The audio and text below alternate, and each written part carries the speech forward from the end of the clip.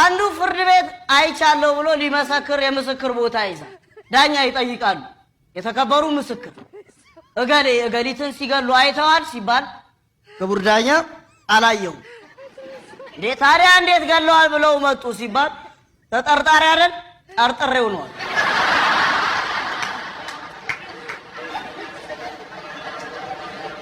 የክስ ችግር የለም። ጠበቃ ሳይኖረኝ አቃቤ ሕግ ሳይቆምልኝ በነፃ ተለቅቄ ነው። ምክንያቱም እማማ ልጣይሽ ዋሴ ነበሩ። ስንት ዋሳቶ እስር ቤት መኖር አድርጎ ቁጭ አላለ መሰለኝ። ዳኛው በጣም ቀለኛ እኮ ናቸው። ችሎት ላይ አስቀምጠው ያላግጡባል። በነፃ በዋስ እንዲለቀቅ አቶ ደስታ አስመላሽ የ15,000 ብር የመንግስት ደሞዝተኛ ዋስ ያስፈልጋል አይሉም? እማማ ልጣይሽ ጎንበስ ብለው ክቡር ዳኛ ከእርሶ ውጭ ይህን ገንዘብ የሚያገኛለ?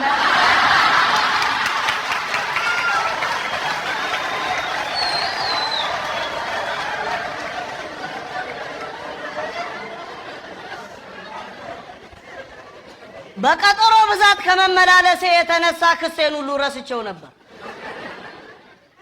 ተከሳሽ የሚበላው ስም ቀርቶ ራሱ ዳኛው እያዩኝ የተከበሩ ደንበኛ ማለት ጀምረው ነበር። ችሎት ላይ ካየዋቸው አንድ ታሪክ፣ አንዱ ይከሰሳል። ዳቦ ሻጭ ነው። ክሱን አያውቀውም። የተከበሩ ተከሳሽ ክሶትን ያውቁታል ሲባል ምንድነው ክቡር ዳኛ ሲባል በንጽህና ጉድለት ነው። በዳቦ ቤት ውስጥ የሸረሪት ድር ተገኝቷል ተባለ። ተከሳሽ ግራ ገብቶት ጎበዝ ምንድነው የሸረሪት ድር አለ። ዳኛው የሸረሪት ድር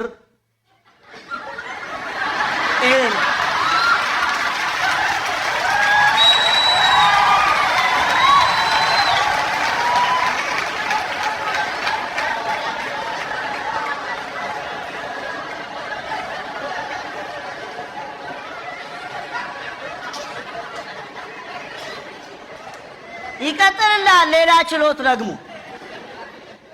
አንዱ እናትና አባቱን በአሰቃቂ ሁኔታ ገሎ የክስ ማቅለያን አቅርብ ሲባል ወላጅ አልባ ስለሆንኩ አስተያየት አድርጉልኝ።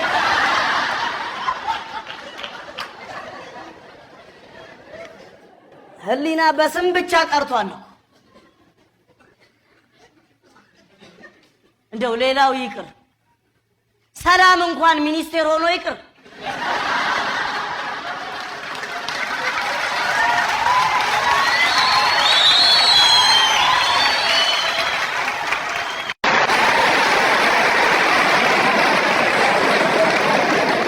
አንዱ ውሃ ያለው ንግድ አያከስርም ሲባል ሰምቶ ነው አሉ። ወተት ውስጥ ውሃ እየከተተ ይሸጣል። የሰፈር ትርጉም እኮ ከባድ ነው። ከዛ ምንድነው ስትለው ያው እንዳገባቡ ነው ትርጉም ይላል። ወንድሜ ልክ ነህ፣ እንዳገባቡ ነው። ስኳርም ማርም እንዳገባቡ ነው ጠጅ የሚባለው። ጠፍጥና የሚለየው በመሰነባበት ላይ ነው ወንድሜ። ትርጉም እንዴት እንደሆነ ላሳይ። የሰፈር እንደው እንዲህ ሲቸገር እንዴት ዝም ይባላል አሉና የሰፈር ሰዎች አዋተው ለጎረቤታቸው እርጉዝ ግመል ገዙለት። ወደ ወለደችና ሰውየው ላሟ እንትሯ ግመሏን ወተት ይሸጣል ለሰፈሩ ሰው። ሌላ ደገመችለት። ከዛ የሰውዬ ውሃ እየጨመረ ይሸጣል። ብዙ ገንዘብ ያገኛል። የሰፈሩም ሰው ይገዛዋል። ግመሎቹ በርካታ ሆኑለት። ነገር ግን በስተውለትም ውሃ መጨመሩን አልተውም። አንድ ቀን ሰፈር ውስጥ ደራሽ ውሃ መጣ፣ ጎርፍ። ግመሎቹ እንዳለ ጠራርጎ ወሰደለት። አንድ የውሃውን ሚስጥር የሚያቅሰው መጣ ሊያጽናናው። አይዞህ አትዘን ወንድሜ አትዘን፣ ውሃ ሰጠህ ውሃ ነሳ።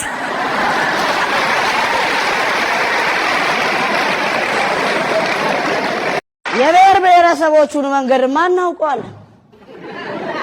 ራሳችሁ ጎተራ ማሳለጫ ብላችሁት የለ? ሁሉም ብድግ እያለ ለጎተራ ያሳልጥብን። ታረስ ወይ የብሔር ብሔረሰብ መንገድ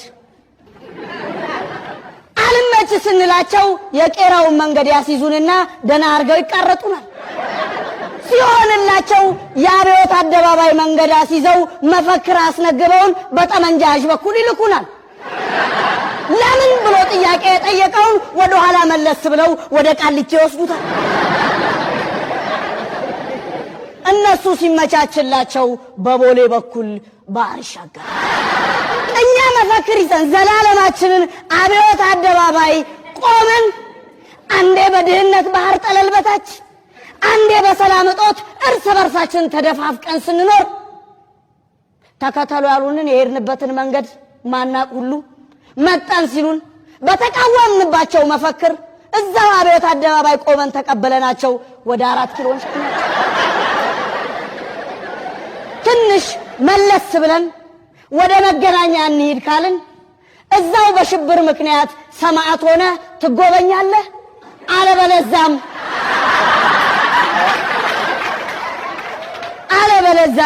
በህዝብ አውቶቡስ ተገጭተ ዜና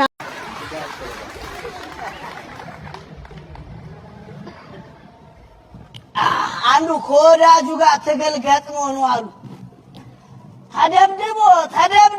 ተደብድቦ ልክ እሱ ከላይ ሲሆን አገላጋይ አይመጣም። ጎበዝ እኔ አዲስ ተገልባጭ ነኝ ትንሽ ጊዜ ስጡኝ።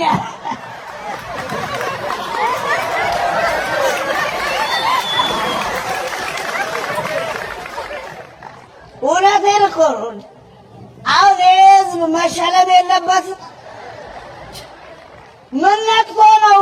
የ50 ዓመቷን ታሪክ እኮ በጣት በሚቆጠሩ ዓመታት እምሽክ አድርጎ እኮ ጥሩ ልምድ የቀሰመ ህዝብ እኮ አራስ መሸለም አለበት። ህዝብ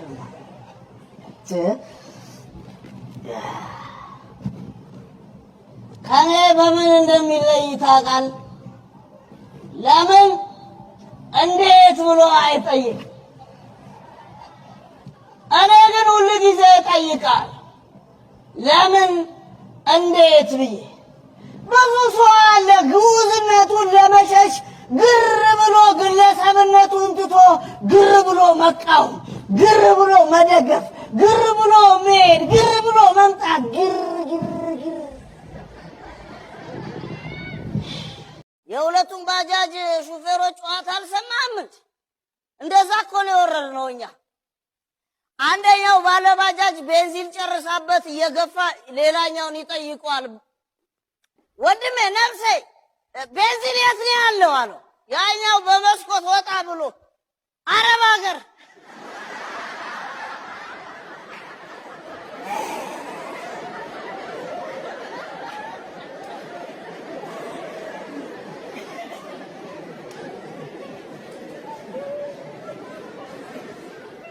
እኛ እየተራብን እናንተ አገሳችሁ።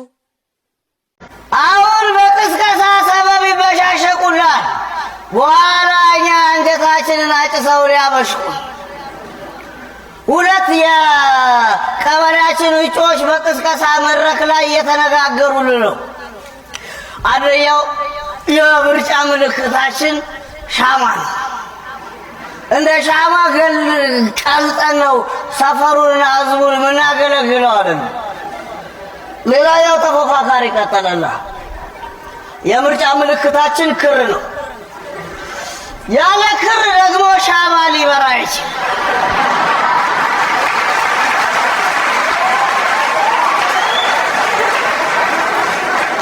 እኛ የሰፈሩ ሰዎች ምን አለን? አረ እናንተ ሰዎች መብራቱን ልቀቁልን እባካችሁ።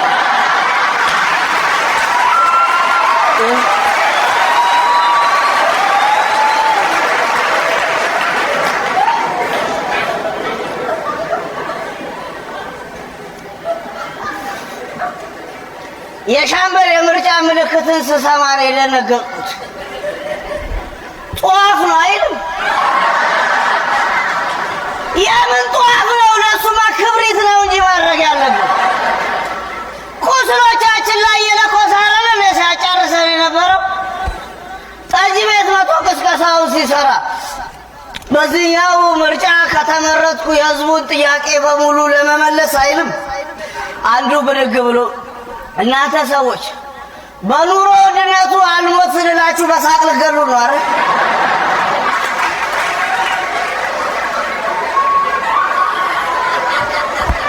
ኑሮ አመላችንን የሌለ እየዘወረው ነው። በቀደም ወክ እያደረኩ መንገዱ ዳር አንድ ትንሽ ልጅ ሚዛን ይዞ ቁጭ ብሏል እና የሆነ ሰውዬ ከፊቱ ሲያልፍ ባባዬ ተመዘን አለው። ሰውየው ምን በልተን እንመዘን ብሎ ጮኸበት። የመጨረሻ ነቀሉ። የልጁ ምን ያደርግህ? ለምን ኮብልስቶን በማርማራት ተቀብታ አትበላም ብትፈልግ እንዴ? ልብ ካለ ሄደህ እዛ ከብርሃኑ ጁላ ጋር አትሳፈትም ብዬ በጠረባ ላነጥፈው አሰቡ። ግን ምኑን በልቼ ላነጥፈው?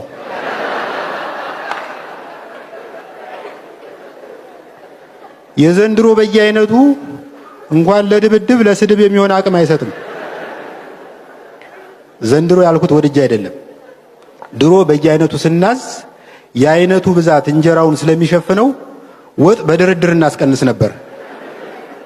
ያኔ ምግቡ የፕሮቲንና የቪታሚን ምንጭ ብቻ አልነበረም። በልተን ሂሳብ መክፈል ሲያቅተን የሚወርድብንን ዱላ መቋቋም የሚያስችል ለየት ያለ ንጥረ ነገር ሁሉ ነበረው።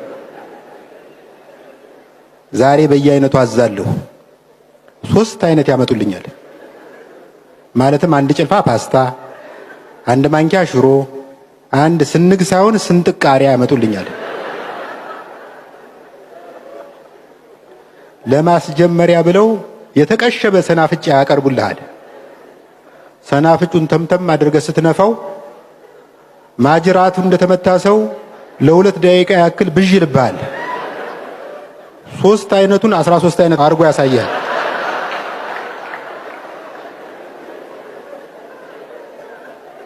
አሁን አንድ እንቁላል 13 ብር መግባት ነበረበት። what is going on?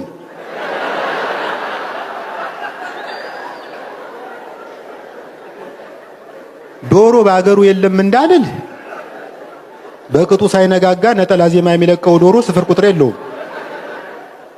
ችግሩ ምንድን ነው? ኤልፎራ ተዘግቷል ወይስ የአውራ ዶሮ ስንፈተ ወሲብ ገብቷል?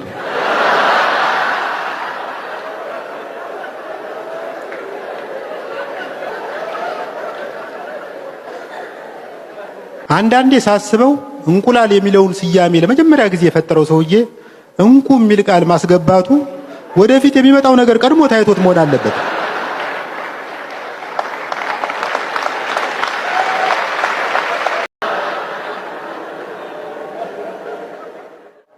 እኔ በግል ጸባዬ የቤት ልጅ ነኝ ማለት እችላለሁ። ግን አንዳንዴ አብሮ ለመኖር ሲባል ጓደኞቼ የሚወዱት ስፍራ ለመገኘት እገደዳለሁ። አንድ ቀን ቦሌ የታወቀ ክለብ ውስጥ ራሴን አገኘሁት።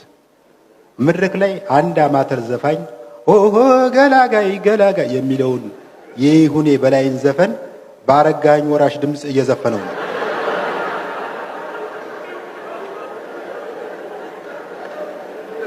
አራት ተመሳሳይ ልብስ የለበሱ ተወዛዋዦች ከብልጭልጭ ወረቀት የተሰራ ጎራዴ አንግበው በጭፈራ ያጅቡታል። ድንገት ከታዳሚው መካከል የሆነ ሰውዬ ወጥቶ እስክስታውን ማስነካት ጀመረ። ልብ ብዬ ሳየው የተወዛዋዦች አሰልጣኝ መሰለኝ። ልጆች እንደሱ አይደለም፣ እንዲህ ነው፣ እንዲህ ነው የሚደረገው የሚል ይመስላል። ንሽጥ አድርጎኝ ብድግ አልኩና ከቦርሳዬ ውስጥ 50 ብር ምሽልቅ አድርጌ አውጥቼ ግንባሩ ላይ ገደገድሁለት። ከዚያ ወደ ወንበሬ ስመለስ ጓደኛዬ አሁን የሸለምከው ሰውዬ ማን እንደሆነ ታውቃለህ? ማን ነው? ወርቁ አይተነው ይባላል።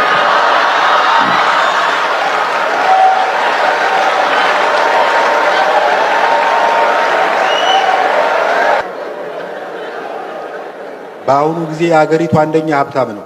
ተው እባክህ። እውነት እንደ ፎርድ መጽሔት ዘገባ ከሆነ የሀብቱ መጠን 2 ቢሊዮን ብር ይደርሳል አለኝ። አሁን ወደ 2 ቢሊዮን ነጥብ 50 ከፍ አደረኩለት ማለት ነው።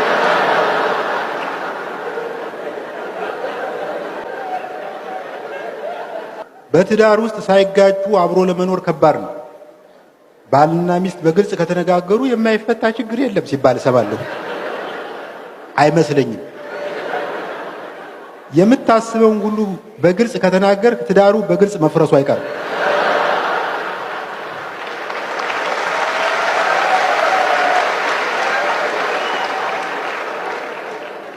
እንዲያውም ትዳርን ከመፍረስ የሚያድነው አንዳንድ እውነተኛ ስሜቶቻችንን በማለባበስ ነው ብዬ አስባለሁ። ሚስቴ ስለ እኔ የሚሰማትን የነገረች ቀን ነው ትዳራችን የፈረሰው።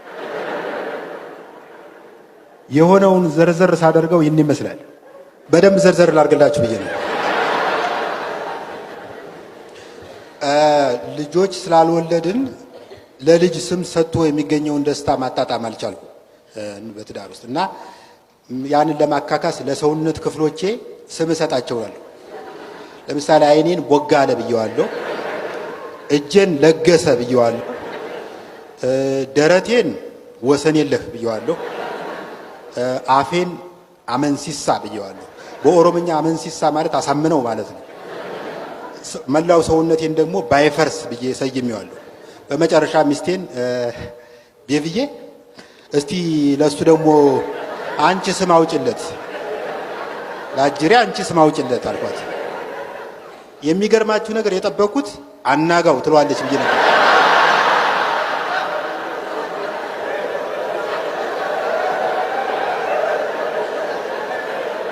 ይሄ እንኳን ቢቀር ሀጎሴ ምናምን ትለዋለች ብዬ አስቤ ነው። እሷ ምንም ሳታመነታ ቢያድግልኝ ብየዋለሁ።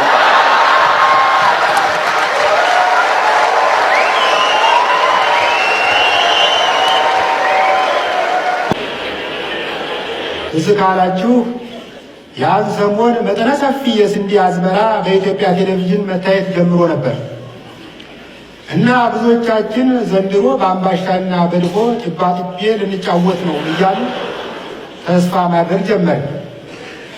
ብዙ አልቆየም። ኢትዮጵያ ያመረተችውን ስንዴ ወደ ኬንያ ኤክስፖርት ልታደርግ ተፈራርማለች የሚል ሰበር ዜና ወገባችንን ሰበረው። እምገርም ነው፣ እምደንቅ ነው።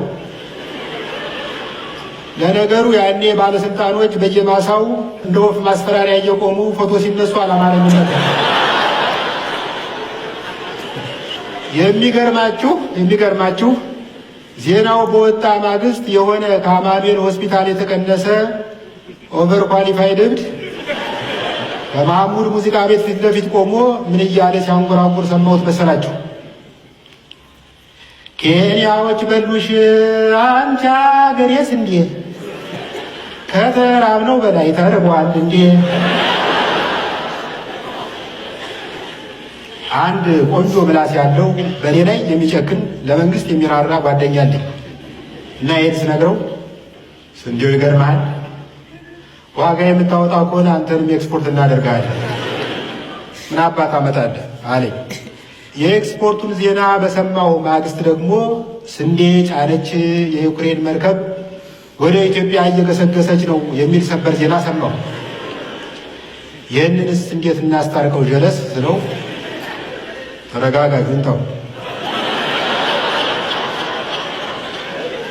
ዩክሬኖች የላኩት ስንዴ እርዳታ አይደለም፣ በቅርቡ ወደ ኢትዮጵያ መሰደዳቸው ስለማይቀር አስቀድመው ቀለባቸውን ማሸሻቸው።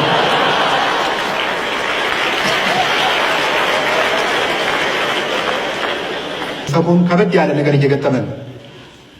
ሰሞኑን በአንዳንድ የቅንጦት ዕቃዎች ላይ የዶላር እቀባ ተደረገ የሚል ዜና ሲለቀቅ የነበረው ምላሽ የሚገርም ነው። በእርግጥ አንዳንዱ ሁኔታውን ለአንጀባ እየተጠቀመበት ነው። እዚህ ሀገር ውስኪ ተከልክሎማ እንኗኗርም እያለ የሚቀውጠውን ሰውዬ የቡና ቤት ጀርባ ብታጠኑት ከደንበጫ 3ኛ ደረጃ አረቄ የዘለለ ታሪክ የለው። በበኩሌ ውስኪ ቢቀር ችግር የለብኝም። ማስቲካ ከቀረ ነጭ ሽንኩርትም አብሮ መከልከል አለበት። ቸኮሌትና ቸብሮሌትም ድሮ በነፃነት መለሰ ጊዜ የቀሩ ነገሮች ናቸው። ሽቶም በተመለከተ ማን ነበር ይሄ ቲክቶክ ላይ ማለዳ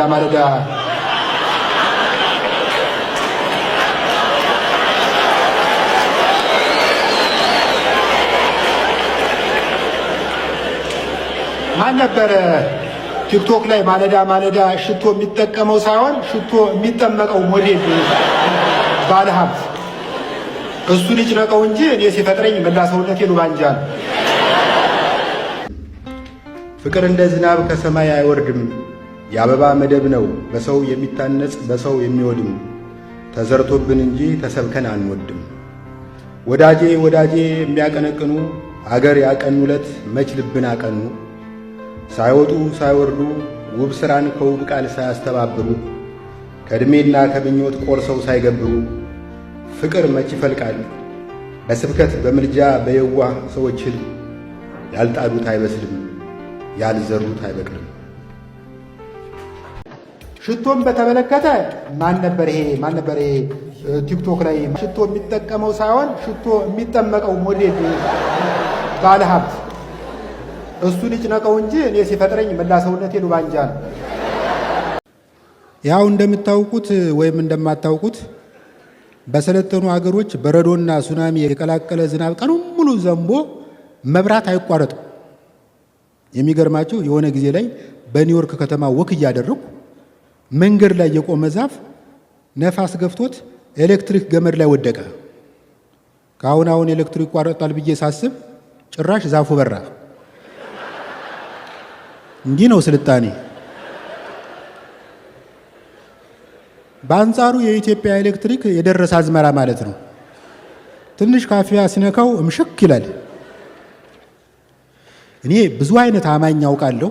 ኢትዮጵያ ውስጥ የኤሌክትሪክ መኪና እንደሚነዳ ሰው ያለ አማኝ የሚኖር አይመስለኝም። እውነት መሆኑን አላረጋገጥኩም እንጂ የኤሌክትሪክ መኪና ባለቤቶች ባትሪ ሲጨርሱ መኪናቸውን በነዳጅ በሚሰራ መኪና አስጎትተው ጅቡቲ በመሄድ ቻርጅ ያስደርጋሉ ሲባል ስሙኝማ። የኑሮ መክፋት ጸባያችንን እያከፋ የመወዳደስ ባህላችንንም እየረበሸው። ባለፈው አመሻሹ ላይ ቦሌ መንገድ ዳር ቆሜ አላፊው አግዳሚውን እያየሁ ነበር። ነገሩ እውነት ለመናገር ሴቶችን ብቻ እየመረጥኩ ነበር የማየው። አብይ አህመድ ቢያልፍ ቀና ብዬ አላየውም። ሼህ አላሙዲ ቢያልፍ ቀና ብዬ አላየውም። ሼፍ ዮሐንስ ምን የመሰለ መክተፊያ አንጠልጥሎ ቢያልፍ አላየውም። ቴዲ አፍሮ ቢያልፍ ራሱ አላየውም። ሮፍናን ቢያልፍ ሮፍናን እንኳን ትንሽ ስለሚያምታታ ቀና ብዬ ላየው እችላለሁ።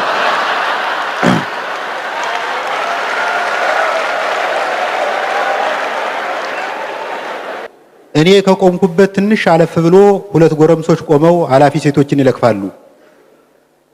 አንዲት ሴት በፊታችን ስታልፍ አንደኛው ፊትሽ ጠቃጠቆ አለው። ጠቃጠቆ ለሙዝ እንጂ ለሴት አይነፋም።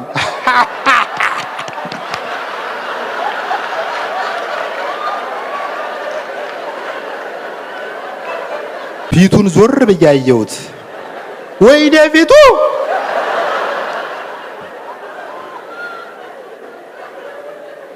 ፊቱ ድንበር ላይ ቢቀመጥ ብቻውን የውጭ ወራሪ ይመልሳል።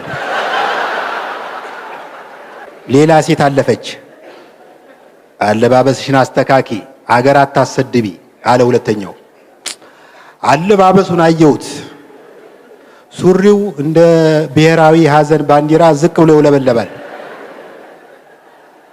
እጅግ አዘንሁ። እንዲህ ባሉ ብሽቅ ወንዶች ምክንያት ጠቅላላው ያበሻ ወንድ መጠመዱ አሳዘነኝ። በዚህ ሀገር ላይ ጥሩ ጥሩ ወንዶች መኖራቸውን ማሳየት ፈለጉ። ለጊዜው እኔ ራሴ ጥሩ ወንዶችን ወክዬ የሆነ ነገር ማድረግ እንዳለብኝ ተሰማኝ። ቀጥላ በፊቴ የምታልፈውን ሴት ጠብቄ እልል ያለ ውዳሴ ላቀርብላት ወሰንሁ። የኔም ቤት ፊትሽ እንደ ምስራቅ ብርሃን ያመርታል እላታለሁ። ስለ ውበት ከማወደሴ በፊት እኔ ራሴ መዋቤን ማረጋገጥ አለብኝ። ራሴን አየሁት። አረንጓዴ ቲሸርት ለብሻለሁ። ቅጠልያ ሱሪ ታጥቄያለሁ። ከጫማዬ ጋር ማች የሚያደርግ የስልክ እንጨት ተደግፌያለሁ። በአጠቃላይ ዝንጥ ብያለሁ። ቅድም ፊትሽ ጠቃጠቆ አለበት የተባለችዋ ሴት ስትመለስ አየኋት። በአጠገቤ እያለች ስታልፍ ስል ዞር ብላ አይታኝ እንዴ በውቄ በሰላም ነው? የኮባ ጠመንጃ መስለሃል።